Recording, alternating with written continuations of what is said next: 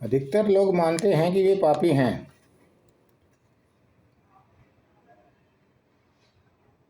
परंतु भगवान श्री कृष्ण अर्जुन को गीता में हे निष्पाप अर्जुन कहकर संबोधित करते हैं। यह निष्पाप होने की कला भगवान श्री कृष्ण को मालूम है, आपको भी मालूम हो जाएगी।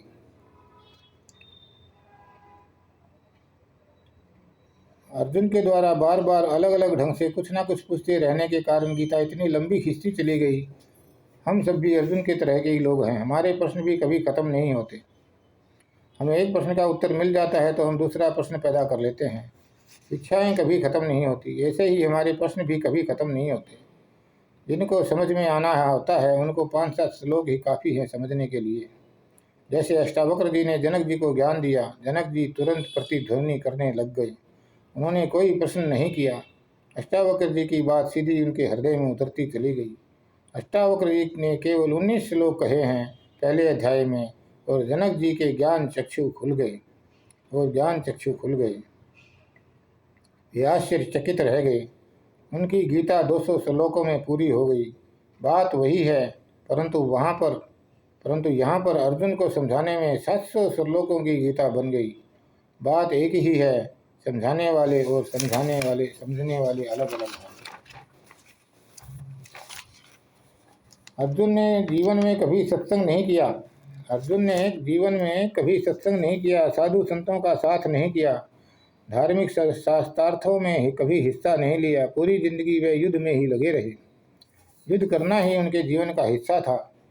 वे कभी आध्यात्मिक कर्मों की तरफ प्रवृत्त नहीं हुए। अब अचानक भगवान श्री कृष्ण के मुख से इतनी बातें, इतना सारा ज्ञान सुनकर कुछ समझ में नहीं आता। और यह सब ज्ञान श्री कृष्ण जी के मुख से निकल रहा है, परंतु यह सारा ज्ञान श्री कृष्ण जी के द्वारा कहा गया है। लेकिन विचार सारे जो हैं महर्षि व्यास जी के हैं। श्रीमद् भगवद गीता महर्षि व्यास जी द्वारा लिखी हुई है। महर्षि व्यास जी ने सबसे पहला श्लोक लिखा है धृतराष्ट्र वाचे, फिर संजय वाचे, फिर दुर्योधन वाचे, फिर अर्जुन वाचे, फिर कृष्ण वाचे। इन सभी पात्रों के लिए महर्षि व्यास जी ने श्लोक लिखे हैं और इन लोगों से बुलवाए हैं। इसी तरह से जिन लोगों को ये दिमाग में है कि भगवान श्रीमद् भगवद गीता श्री कृष्ण भगवान के श्रीमुख से निकली है, उनको भ्रम है। श्री कृष्ण गीता में श्री कृष्ण जो कुछ भी बोल रहे हैं वो महर्षि व्यास जी द्वारा मद् भगवद गीता में लिखे हुए श्लोक हैं, जिनको श्री कृष्ण जी बोल रहे हैं। स्थित प्रज्ञ क्या है, समत्व योग क्या है, स्थित प्रज्ञ के क्या लक्षण है, वह कैसे चलता फिरता उठता बैठता है। जितने भी प्रश्न अर्जुन ने किए हैं वे सभी यह दर्शाते हैं कि वह धर्म के मामले में, अध्यात्म के मामले में बिल्कुल ही अज्ञानी है। इसलिए बार बार प्रश्न करने पड़ते हैं। भगवान श्री कृष्ण से शंका भी करता है, भगवान को भरोसा भी देता है कि आप कहते हैं तो मान लेता हूँ, फिर भी कहता है कि मैं कैसे मान लूँ कि आपने यह योग सूर्य को दिया था। केशव, आपका जन्म तो अभी अभी हुआ है और सूर्य तो कभी से है, आदिकाल से है। अर्जुन भगवान श्री कृष्ण को केवल संबोधन में भगवान कह रहे हैं, मान नहीं पा रहे हैं। मान तो यही रहे हैं कि मेरा सखा है, मित्र है, साथ खेले हैं। इसलिए अर्जुन भगवान श्री कृष्ण को अपना परमात्मा रूप दिखाने के लिए कहते हैं। परमात्मा रूप दिखाने के बाद भी उनको संतुष्टि नहीं होती। फिर भी गीता 11वें अध्याय पर समाप्त नहीं हो जाती, 12वें, 13वें, 14वें, 18वें अध्याय तक खींचती चली जाती है। कारण है अर्जुन का अध्यात्म के मामले में अज्ञानी होना।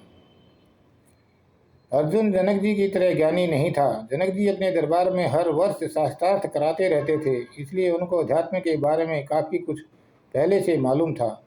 और जो नहीं मालूम था, जो कभी से किसी से नहीं सुना था, वह सुना तो एकदम से अवाक रह गए, एकदम से चौंक गए जनक। बात सीधी उनके हृदय में उतरती चली गई, कोई प्रश्न पैदा नहीं हुआ।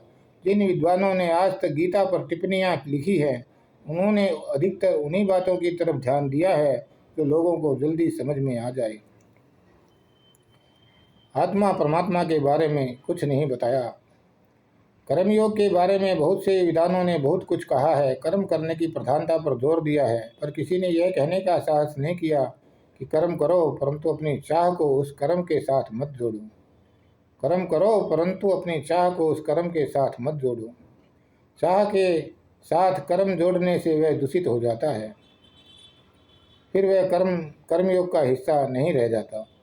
कर्मयोग तो वह तब है जब कर्म निस्वार्थ और निर्लिप्त रहकर किए जाएं। जैसे भगवान कहते हैं, न माम कर्माणि लिप्यन्ते न मे कर्म फले सप्रहा इति माम यो विजानाति स कर्म भिर्न स बध्यते।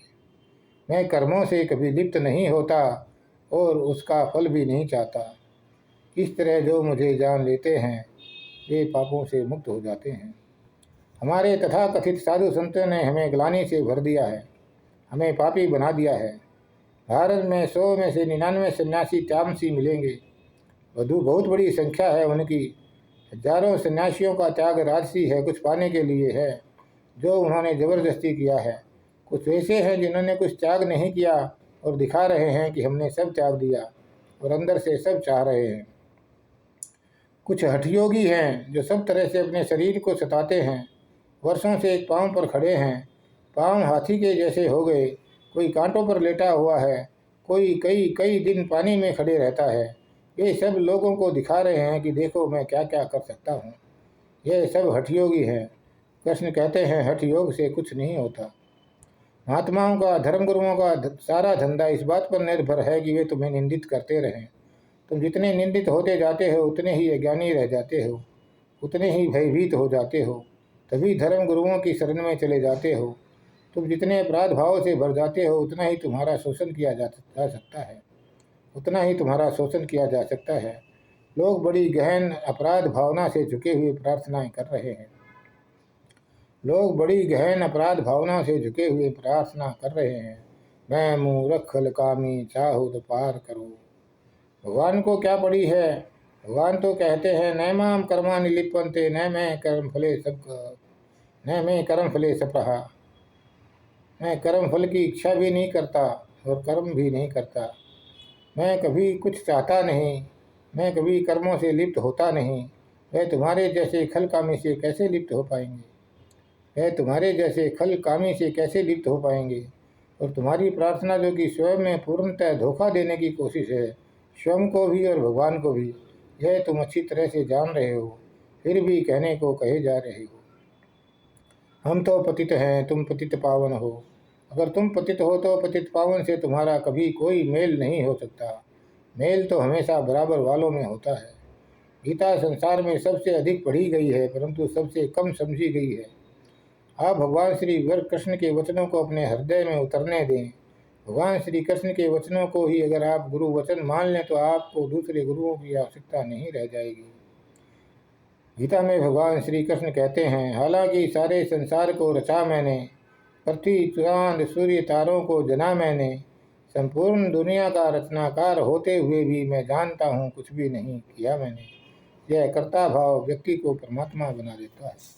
सब कुछ करके भी आदमी अकर्ता बना रहे तो आदमी परमात्मा बन जाता है। अकर्ता भाव सब करना लेकिन उससे लिप्त नहीं होना। न माम कर्माणि लिप्यन्ते, करना सब लेकिन लिप्त नहीं होना, अपने आप को उससे जोड़ना ही। यही है वह कला, अकर्ता भाव। सब करो कुछ मत करो। धन्यवाद।